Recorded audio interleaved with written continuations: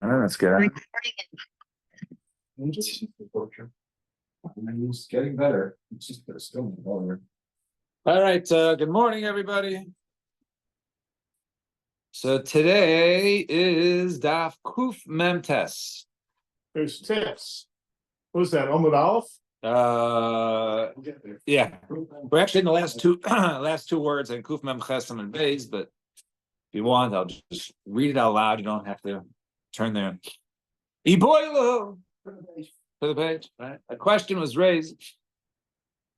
So, actually, no. We actually before them. So the parentheses. It's 2 lines to the bottom. All right, we got to go back to the bottom. All right, Kuf Mem Chesam and Beis. All right, wishful thinking. Amarav Sheishes. So now we're talking about the Shchimira. So Kuf Mem Chesam and Beis just at the bottom. Today's Kuf Mem Test. What's that? No, right at the bottom. 2 lines to the bottom. Huh? Some of Sheishes, a guy he gives away for Matan Shchimira. He says Yitol, the Yiska, the Yachzik, the Yikna, all these different Lashonas. If he uses any one of them, I will right. Yitol knows he will go ahead and he will take. My neighbor Bob shall take, or Bizaita merited, or Yachzik take possession. Yikna acquire. Kulan Lashon Matanain. All these Lashonas work, and this would be a valid expression used for Matan Shchimira and Masisatana. Af Yachzin the Yaris, and also it was taught in the Brisa that even to use Lashon Yachzin, right? Someone will inherit, or Yaris, right? Also will Yarish. Both these are Lashonos of inheriting, and those also work. However, as long as Borei Liyarshiv, that person is a fit person to Yarshin. In other words, it can't be someone like Bob. It has to be a relative, right? Let's say he wants to give all of his assets to one of his sons, so he can use a lashon of Yachzin or Yaris. And this is Rabbi Yechim Broka. This is according to the sheet of Rabbi Yechim Broka, as we saw yesterday. That Rabbi Yechim Broka, or not yesterday, but we saw like last week or so, that according to him, he's able, the person is right. He's able to go ahead and move that around to whoever he likes. Iboilu. A question was raised. Now we got the boilu. Yehedna behen. Let's say a guy used the lashon of Yehedna behen, right? And the neighbor Bob, he will benefit from my.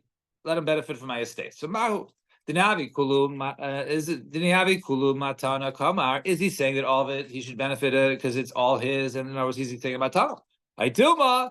Or maybe he's just saying, let him go ahead and get benefit from it, but lav dafka that he acquires it. Or maybe he's just saying that let him get a little bit of hana. Or what Rabbi says, he will be seen. My new Ferrari. Let my neighbor Bob be seen in it. Somehow, right? Is he saying that he should be seen in it, or maybe he's giving it to him, or yamod ben, or he should stand in it, mahu, or yishaben. Or if he says you should go ahead and to rely on it, mahu. So all these cases, take him. Fine. Iboilu, 4 lines to the top kuf mem tes about aleph. So mecher kol nechasav mahu. What about? So we're talking about a person gives away all of his assets, then he comes back, i.e. he gets better. And so we say, okay, if he gave everything away, obviously he was anticipating dying. He didn't think he would ever get better, and therefore it's not a good matam. But let's say the guy was dying, and he sells everything. He sells. So do we say that he sold everything because he thought he was dying, right?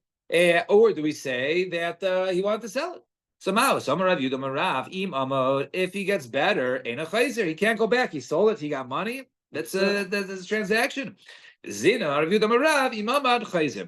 Rav Yudam says that if he does get better, it does go back. It's not an argument. It's not a machlek. It's not a contradiction. What is the case if he still has the money with him? He still has the money with him. Then he sold it for no other reason, than to just get rid of the property because he thought he was dying. Maybe it would have been easier to give cash, to leave cash by. So he sold it with that reason. If he sold it, and therefore that should go back in that case. But if he sold it and let's say he used it to pay paid down his line. He had a credit line at a bank or whatever it is. He used the cash for something else. It's no longer there. He used it to pay his chavos. So then, even if he got better, he wanted to sell it regardless to pay these obligations. And therefore, such a case, even if he gets better, even if he sold all his assets, it would be a valid sale. So Yiboilu, third of the way down, as we're moving our way down through the daf, to Shas. Yiboilu shchimera shehoiga mahu. What about this? Shchimera. And so the guy is deathly ill, a nice large estate, and he says, by the way, this estate, all those, this estate is not mine. It's, it's Bob's. It's not mine. So now, if you want, he can give it to Bob, right? He says, this is my Yerusha, whatever it is. It should go to Bob as a Matan Shchimera. But let's say he just says he admits it's Bob's. He says not his. So part of the svar would be that such a person would do it because maybe he doesn't, want people to thinking, that he has all this property, or maybe he's telling the truth. So which one is it? Because normally it doesn't make a difference because normally, right? So you can't make a kinyan, right, with just verbal, speaking, right? Now, if someone makes a claim that hodes baldin kame aiden dummy, right? You have other cases like that, but over here where he just admits it, is it like this is fact, or maybe he's just trying to deflect? That's like his sons. They want them to inherit it. So he admits it, right? So it's not in his name. So Tashba, come listen. This is Giara Havile. So Isser Giara Havile Tracer Alfe Zuze Beirabas. Isser Giara, right? His Wow.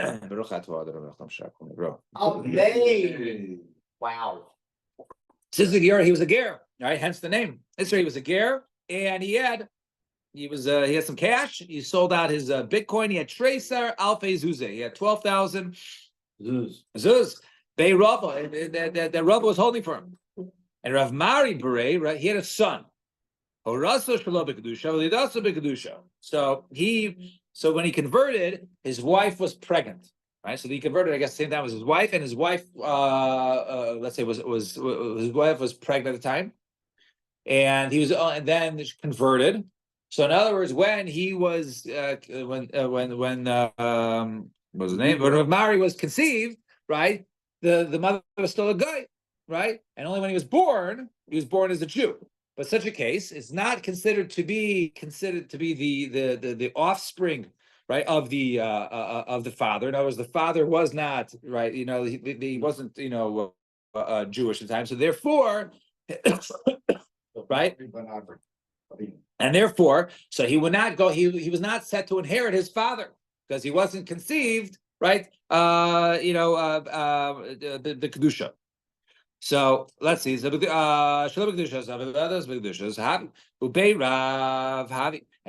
happened to be in the yeshiva of Rav at the time, right? So Rav Mari was his son, and his father Issachar had all his cash, and the guy, he was dying, and the question is how would Rav Mari be able to get his money, right? He can't, right? In other words, the cash is by Rava. It was his father's, but he lived with him throughout his entire life. He loved him very much. His father, was there for his all his life ceremonies. Rav Mari, how could Rav acquire this money, right? Basically, without me giving it to him, right? If it's Yerusha, la by Yerushu. He's not a by Yerusha, as we just explained. And matana. If it's matan, let's say, okay, Esugir will give it to us matan, matan shchimera. As matan shchimera kirusha shavia. It's like a Yerusha. In other words, the guy gives it over like Yerusha, and therefore a shavina rabbana. So therefore, kol heichad ise Yerusha ise matana. Right? When this estate is going to be inherited by somebody, then the matan shchimera is effective. However, kol heichad less Yerusha. But if it's outside, if it's not going to be inherited by anybody, i.e., in this case, because he has no blood relatives, right? So then you can't. There's no matan shchimera. And even Mashiach, and if Rav Mari goes ahead, okay, how do you go ahead and acquire a ger's estate? You have to go ahead and make a kinyan, right? But this is the cash, right? So Mashiach, let's not gabay. He's not by the cash.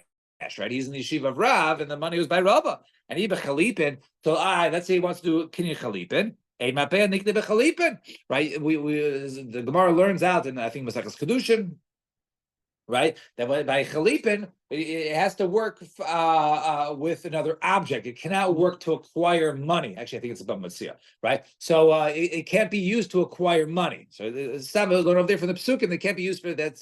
Money is used to make a transaction, but it can't be acquired through chalipin. So you can't do chalipin to go ahead and get this cash. And agav karka. So maybe you'll say like this. So maybe Isser can go ahead and say, "I'll give Rav Mari this plot of land, and agav the plot of land to acquire the money wherever it's at." So less they are, right? Isser didn't own any land, and even by Mishlei say, okay, so the three things, right? We say the lacha, like he could say, Rabba, hey, the money you have of mine that you owe me, the 12,000 zuz that you're holding, give it to Rav Mari. So he says, I'm not going to go, says Rava. I could prevent it, right? I control this. So Master Ravika, I understand. The Leidu is sir, the Halim Zuzay, Rav Mari Ninu. Let Esther simply go ahead and admit that this money is Rav Mari's, and then it goes to Rav Mari, right? So basically, this was our case. So you see over here, right, that an admission of a person is effective. Give it to Amari because there's no shimera. He didn't have the money with him. Rav was holding the money.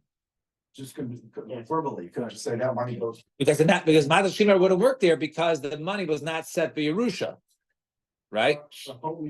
There, you got 6 minutes. Yeah, really? Yeah, okay. Yeah, what were we saying? Alan? Yeah, no, I'm saying, so you can be opposed, you can be moving to somebody.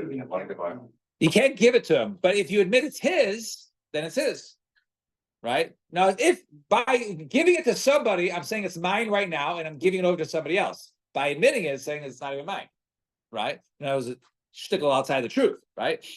If Rava was not involved here, I'm sorry? if Rava was not involved here, he's done deal. Which aspect? In other words, that Isser says, I'm giving it to my son. right. It's a done deal. The only problem is that Rava is involved. Well, Rav was holding the money. Rav was holding the money. The money wasn't with him. If the money was with him, that's fine. Smart. Right? He can make a kinyan, right? That's what I'm saying. Yeah. The problem is Rava here. Well, not Rava. I'm saying you're saying the problem is that money was being held by a third party. Yeah, okay, right. Not as opposed to Rava as opposed to a regular John Doe. I'm saying, it has nothing to do with the fact that Rava was, the right. But very strange behavior for Rob. So get a little John Doe, they behaving this right. way. So it gets a little more bizarre. It gets a little more bizarre. Your point. So Adhachi, Nafik, Adisa. So okay, we found a solution. Esther went ahead, admitted this money is really not mine, it's of Mari's. So Adhachi, Nafik, Adisa, Mi Bei Isser. And from the house of Isser, that it turned out that he admitted it, came out, and Ikbid Rava, and Rava was upset about it, right? So the Meiri on the bottom actually points out that really Rava wasn't going to go ahead and take it; he was going to give it, but he wanted to teach the limudim of these, so he was going to give it afterwards. This is like explained by the Meiri. So in order to also understand why it was Rava trying to chop someone else's money so badly, right? To get around that point, but.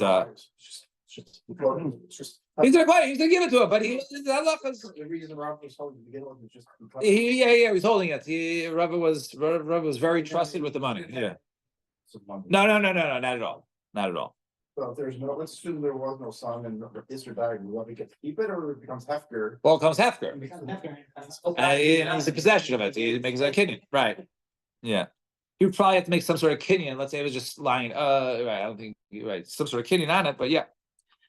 And Rav, unethical. Well, right. So that's what we're saying. So Rav really wanted to give to give it out. Is just it didn't go the way he did. But why wouldn't Kenyan Chalipin? Because Kenyan does not acquire kasef. It's halacha in the Chalipin, right? Can acquire objects, but not something. Money is not really an object necessarily, versus something which is a means, to value to transfer objects, right? Take it Rava, Amar Kamikmi, Tainisa, Linshe, Umafsidali, right? He's teaching, people all these different tainas, right? These different arguments that people can go ahead and argue and cause a lawsuit. So like we said, right, I'll just read the footnote on the bottom. It says, Miri says that Rava never actually sought to profit by keeping the possessions for himself after his death. Rather, he was planning to turn over the money to Rav Mari in accordance with what was presumably Isser's wishes. Thus, in Miri's view, when Rava took exception to the fact that he was caused a loss by the reporting of Rav Ika's suggestion, he was not referring to the loss of Isser's money per se. Rather, he was saying that he could no longer claim credit for acting charitable and turning the money over to Rav Mari. For Rav Mari had... Okay, where did Mary come up with any of that? That's like, Well, that's a nice story. Yeah. So L'chaira comes from... Right, so... You could have said this, that doesn't. Right. I was gonna give the money to the guy anyway. Right, so L'chaira, it came from the point that we know who Rava is and was, and so why does the Gemara point out he was so ikbid? He normally doesn't say someone's angry that they could have taken the money but didn't. It seems very bizarre. So oftentimes it's bizarre. So therefore there must be another explanation to bizarre behavior. Fine. The wording in the Gemara beside of it is really problematic. Well, that's what I'm saying. It keeps piling on. Rava keeps fighting it. He's if they tell me to come, I'm not going to go. Right. So it's even more than that. He's fighting it. Right. So you go. So fine. Now turn the page. New case. Shire karka kolshu. So let's say. So we discussed in the Mishnah Shchimera that he gives away matanos, but he leaves some land, as it's stated in the Mishnah. He says karka kolshu, right? If he leaves some land, then it shows that he perhaps thought he was going to go ahead and get better, and and be able to support himself from that land, and therefore his matana is a good matana, even if he gets better. The shar karka kolshu matanasa kayamas. Then his matana is a valid matana because we see that he did anticipate getting better, which is why he saved it. The kama kolshu. How much is kolshu? So I'm gonna have Yudam Arav karka kadei parasasa, right? The amount of land which is able to sustain himself, right? A small parcel of land which he can grow or sell, whatever it is, and support himself. No, enough movable objects to be mefarnes himself. And Amrab Zera, kama mechuvanim shmaitza desabi, right? How great are these limudim, right? They hit the nail on the head, right? Karka taimamai. What's the reason why land, right? Because he goes ahead, he wants to go ahead and support himself. He can depend on it for the rest of his life. He doesn't need anything extra. And matalti and also these movable objects, I guess he could rent out and use it to provide for himself. Because he can go ahead and rely upon it. So massive Rav Yosef. Rav Yosef has a kasha to Rav Zera, right? Well, my kavanasa, mask of Rav Zera, my kavanasa, right? I understand. So what's the big come from? Right. What's the big question? Man, I know. Why do you say these statements are so great? So first of all, the one who says that metaltalin leaves back karka tana.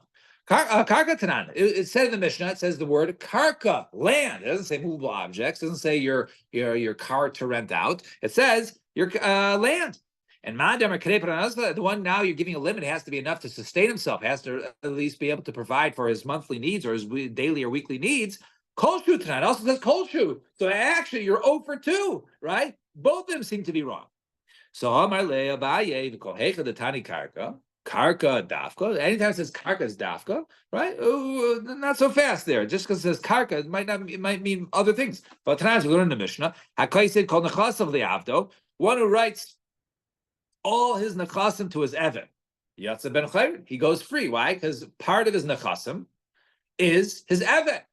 Now that I'm giving my eved everything I have, I'm also giving him his freedom, his own freedom.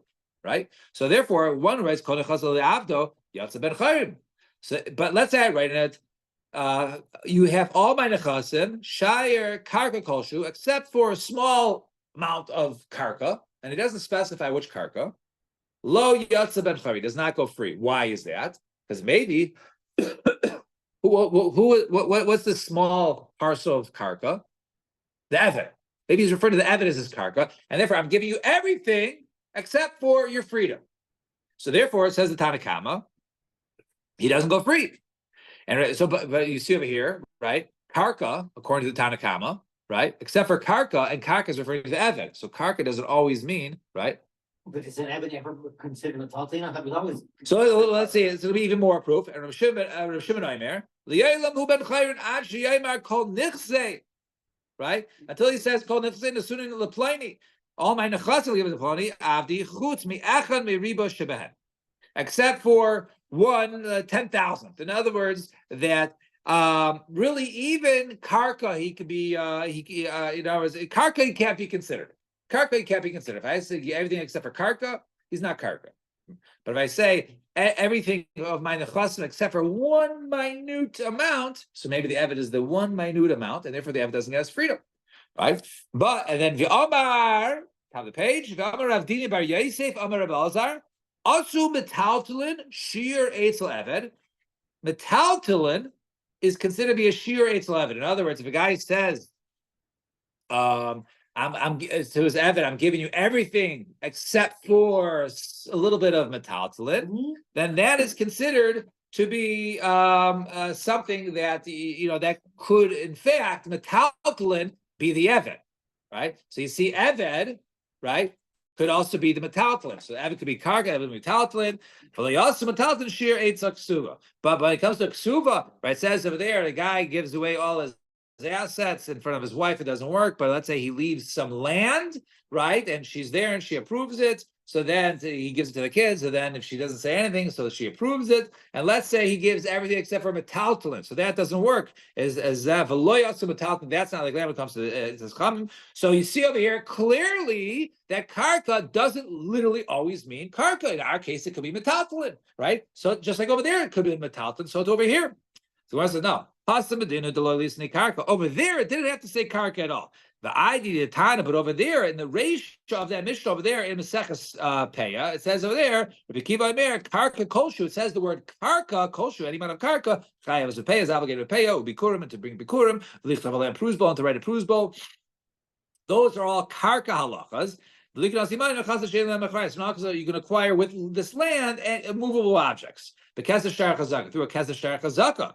So because it uses the word karka in the ratio, Rabbi Kiva used it. Over there, it says the word karka, even though karka in the seifa is not specific. However, but in our case, right, where it does not say the word karka, we just throw in the word karka. Maybe it's bedafka. So maybe it could be bedafka karka that the shchibir ali is back, but metaltalin maybe that would not work. And we'll continue this conversation tomorrow. Hashem. Everyone have a wonderful day and drive safely in case it snows heavy.